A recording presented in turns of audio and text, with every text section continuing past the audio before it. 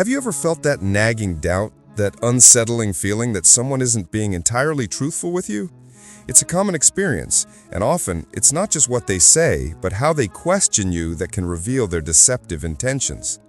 Welcome to a deeper dive into the subtle art of manipulation, where we uncover the 5 insidious questions liars frequently use to control narratives and disarm their targets.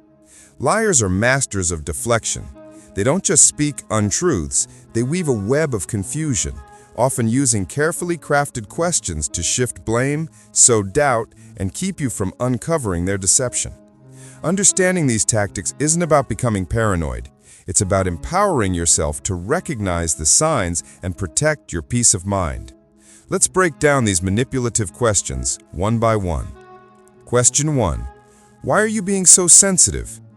This question is a classic maneuver in the liar's playbook, and it's designed to do one thing: invalidate your feelings and observations. When you express concern, point out an inconsistency, or simply react to their questionable behavior, a liar will often deploy this phrase. Think about it. You've noticed something off. Perhaps a detail in their story doesn't add up, or their actions contradict their words. You bring it up cautiously, and instead of addressing the issue, they fire back with, "Why are you being so sensitive?" What's happening here is they're not engaging with the substance of your concern. Instead, they're attacking your emotional response. They want you to feel irrational, overreactive, and ultimately to doubt your own judgment. The goal is to make you internalize blame and retreat, leaving their lie unchallenged. It's a masterful way to shut down legitimate inquiry by turning it into an emotional flaw on your part. Question 2. You trust me, right?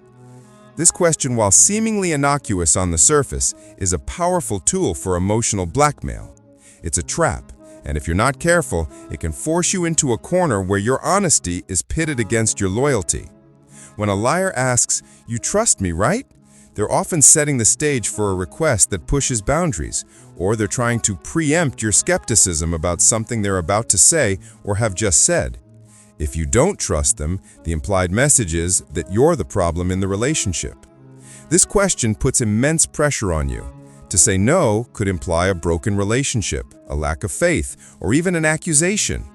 By leveraging your existing emotional bond or the perceived social obligation to trust, they create a situation where saying yes feels like the only acceptable answer, even if your gut is screaming otherwise. It forces you to suppress your intuition in favor of maintaining the appearance of trust, which is exactly what the liar wants. They're trying to bypass your critical thinking with an emotional plea. Question 3. Are you accusing me of something? This is another incredibly effective defensive tactic designed to turn the tables on you. When you present evidence, or even just a strong suspicion that something isn't right, a liar will often respond with this aggressive counter-question. You might be saying, "I noticed you weren't where you said you'd be," or "There's a discrepancy in this report." And instead of offering an explanation, they escalate. "Are you accusing me of something?" This question immediately shifts the focus from their potential wrongdoing to your perceived aggression. They want to put you on the defensive, making you feel guilty for even raising the issue. The implied threat is that if you are accusing them, they're being unfair, hostile, or even making a grave error. It creates an environment where you become hesitant to voice your concerns, fearing you'll be painted as the villain. It's a way to shut down any line of questioning by making it too costly for you to pursue. Question 4. Would I ever lie to you? This question is a potent cocktail of feigned innocence and emotional manipulation. It's often used when a liar is cornered and has no other logical defense. Instead, they appeal to your shared history, your relationship, and your perception of their character. When faced with undeniable facts or strong suspicions, a liar will often retreat to this question. Would I ever lie to you? They're banking on your existing emotional investment in the relationship, hoping that the very idea of them lying to you is so unthinkable that you'll dismiss your doubts.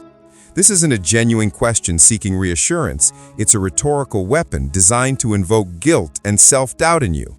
By phrasing it this way, they're trying to remind you of past positive interactions or the trust you've built, making it difficult for you to believe that this particular instance could be different. They want you to second-guess your own judgment and choose to believe their character over the evidence in front of you. It's a dangerous form of gaslighting, attempting to rewrite reality based on emotional appeal. Question 5. Can't we just move on? This final question is the ultimate escape route for a liar. Once their deception is exposed or the conversation becomes too uncomfortable, they'll attempt to shut it down entirely with this phrase. It's an appeal for peace, but it comes at the cost of truth and accountability. When you've finally gathered enough evidence, or the liar feels the heat of their inconsistencies, they'll often say, "Can't we just move on?" What they're really saying is, "Please stop asking questions. Please stop digging. Please stop holding me accountable." This question aims to invalidate the importance of the issue at hand. They want to create the impression that you are the one holding on to something insignificant, preventing progress, or creating unnecessary conflict. They want to bury the truth under a blanket of, "Let's just be done with it." It's a desperate attempt to avoid consequences, to sweep their deception under the rug, and to control the narrative by ending the discussion before they have to face the music. So, how do we equip ourselves to resist these manipulative tactics? How do we remain unshakable in the face of such psychological ploys? The answer lies in cultivating a Stoic mindset. Stoicism, an ancient philosophy, offers powerful tools for navigating the complexities of human interaction, especially when deception is involved.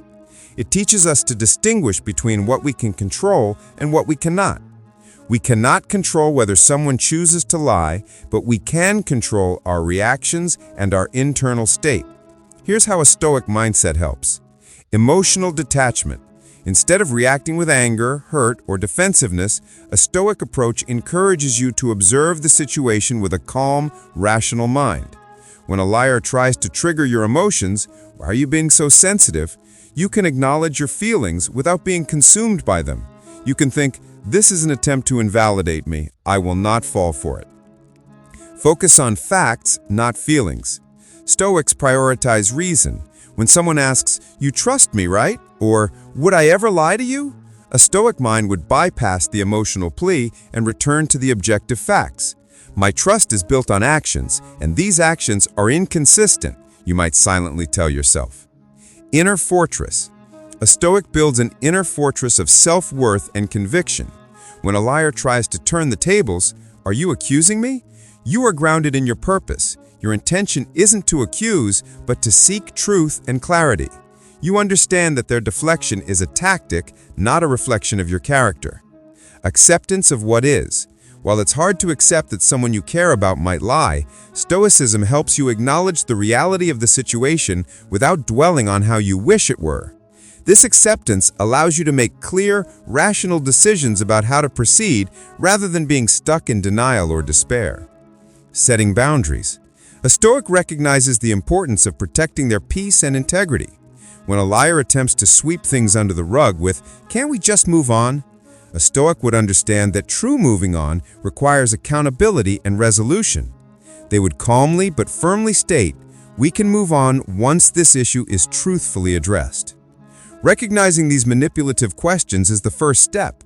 Developing a strong, rational, and emotionally intelligent approach, like the Stoic mindset, is how you build resilience against them. By understanding the art of liars' questions, you empower yourself to see through the smoke and mirrors.